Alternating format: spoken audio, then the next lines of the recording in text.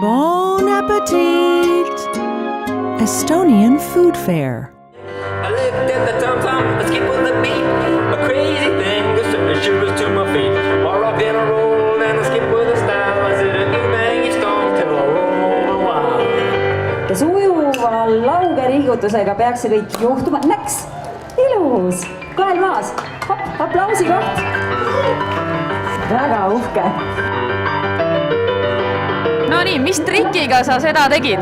See ei olnud mingi trikk, et täitsa selline vana värk, et seal Prantsusmaal Napoleoni aegadel, kui Napoleon käis oma kindralitega Madame Veuve-Clicquot juures, siis neil oli alati mõõgad küljes ja siis alati sai nii-öelda šampanjapudelit tähistamisel sellised tavad. Tänapäeva siis piisab sellisest täiesti tavalisest pudeliavajast. Jupstükist?